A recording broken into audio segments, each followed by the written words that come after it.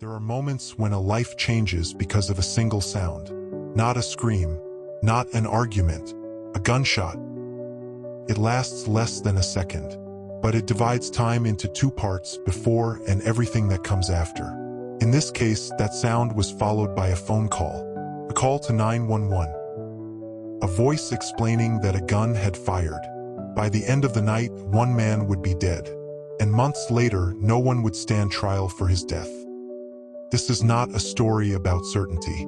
It is a story about how quickly a moment becomes a case, and how quietly a case can end. This is Horror Gaze by FJ.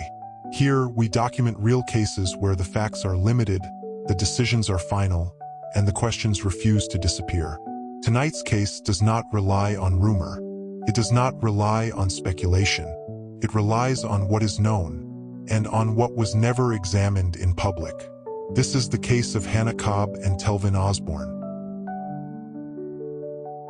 Before police arrived, before paperwork replaced people, there was Telvin Osborne. Not a headline, not a case number.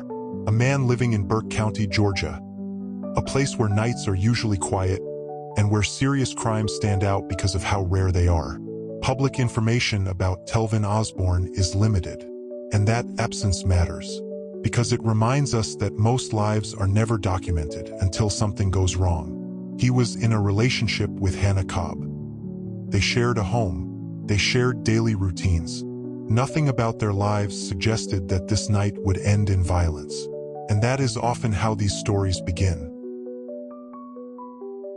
Hannah Cobb was 25 years old. What is publicly known about her comes almost entirely from court documents and police reports. There are no public interviews, no extended explanations, only what was said after the fact. She and Telvin Osborne were together that night. They had been drinking, according to investigators, and at some point there was an argument. An argument is not unusual, but context becomes critical when time compresses, because after that argument, a firearm entered the moment. Inside the home, there were no cameras, no witnesses, only two people, and a series of actions known fully to neither investigators nor the public.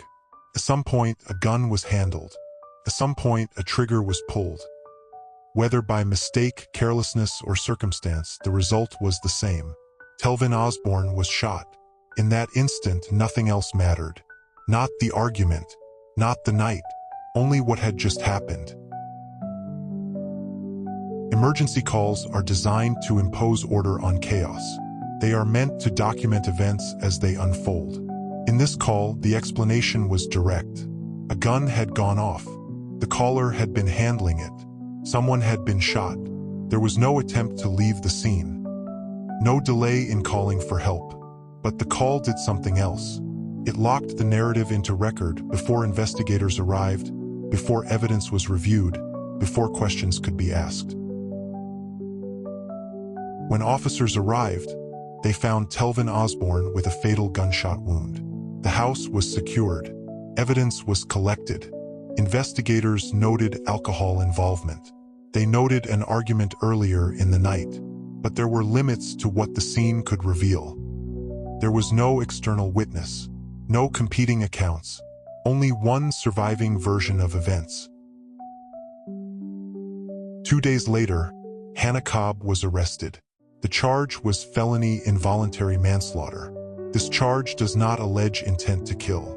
It alleges reckless behavior leading to death. She was booked. Bond was set. Conditions were imposed. At this stage, the case appeared to be moving forward, but it wouldn't. The case was presented to a grand jury. Grand juries operate behind closed doors. Their decisions are final and rarely explained. Evidence is reviewed. Witnesses may speak. And then jurors decide whether the case should move forward to trial. In this case, they declined. The decision was a no bill, no indictment, no trial. The public would never hear the evidence argued in open court. A no bill is not a declaration of innocence. It means prosecutors did not secure enough agreement to proceed. The threshold to indict is lower than the threshold to convict. And even that threshold was not met. The case stopped without testimony, without cross-examination, without resolution. Public reaction was divided. Some accepted the explanation of an accidental discharge. Others questioned how a death could close without trial. But those questions have no form, because the legal process ended before they could be asked. One man lost his life. One woman was not convicted of a crime, and the system moved on.